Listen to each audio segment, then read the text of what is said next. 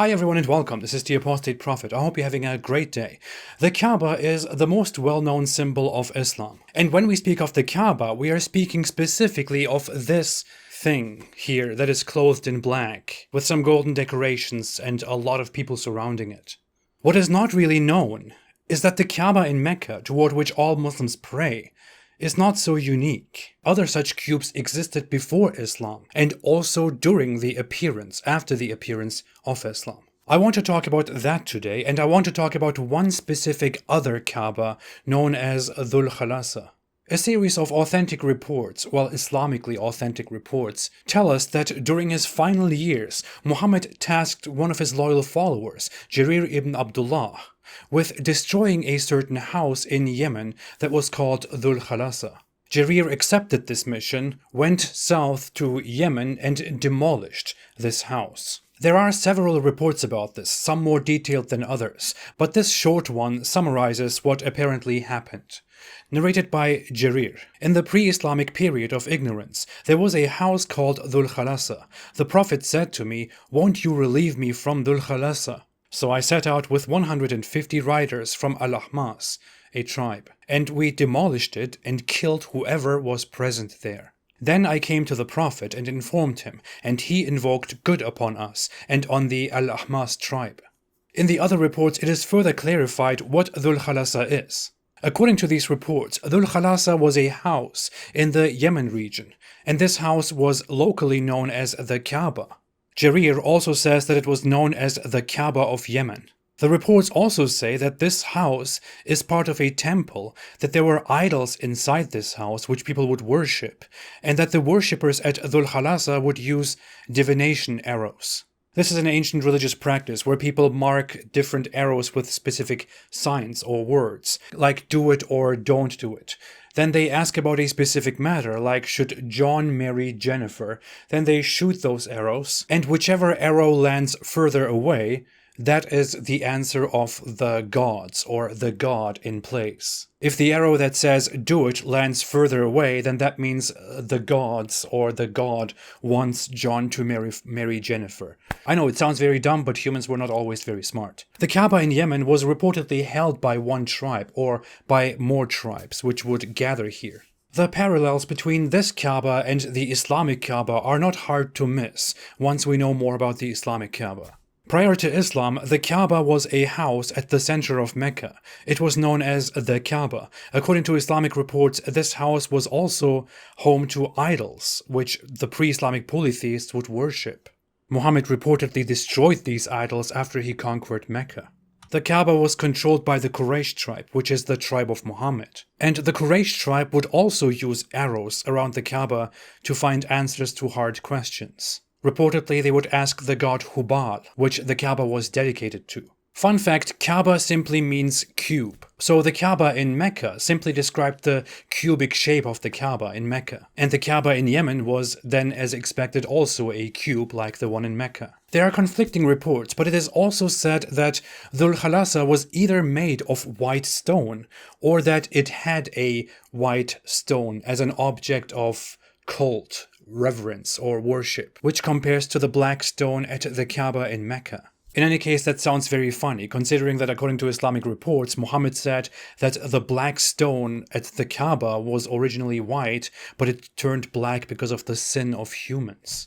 All of this already sounds interesting, suspicious. Why is there a Kaaba in Yemen that is very similar to the Kaaba in Mecca, used for the same purposes? Which one came first? What is the significance of these cubes? I will not ask why Muhammad wanted it destroyed and why he had it destroyed. Contrary to some naive modern depictions of Muhammad, Muhammad was strictly against the existence of such pagan temples and objects in Arabia and had them violently destroyed while killing the people around them. In the example of Dhul Khalasa, the hadith described that Muhammad's man Jarir threatened a priest who was at Dhul Khalasa and who was practicing arrow divination by saying, "Break them, the arrows, and testify that none has the right to be worshipped except Allah, or else I will chop off your neck."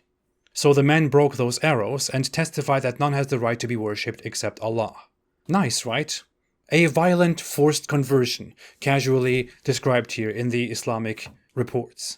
This can't be right. This text must be Islamophobic. Or this guy Jarir only misunderstood or misrepresented Islam to make it look bad because he was secretly hired and paid by Mossad and America, like Osama bin Laden. According to several sources, including early Muslim historian Hisham ibn al-Kalbi, in his book The Book of Idols, Dhul Khalasa was not the only other Kaaba besides the Islamic Kaaba. He mentions two other Kaabas that are explicitly known as Kaaba, such as the Kaaba of Najran or the Kaaba of Sindad.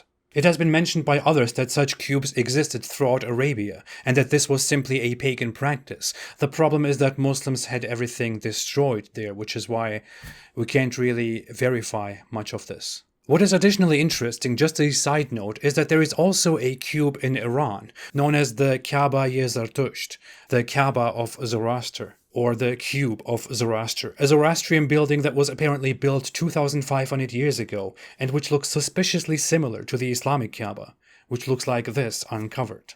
It may be that building such cubes and putting things inside them or using them as places of veneration and worship was quite a common practice in the Middle East. Back to Dhul Khalasa. There is one more interesting detail about this other Kaaba, which is that Muhammad actually made an end-time prophecy about this Kaaba during his lifetime. Narrated by Abu Huraira, Allah's Messenger said, "The hour will not be established till the buttocks of the women of the tribe of Daws move while going around Dhul Khalasa."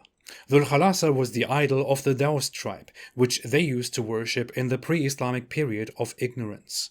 I don't know why the dear prophet is describing the booties of women walking around their holy place, but he is clearly describing that one of the signs of the end of time is that the women of the Daws tribe will be going around this house called Dhul Khalasa, apparently in worship. Since he is describing their booties, it might be that they are walking around it naked, which was a common practice. People also used to do that around the Islamic Kaaba.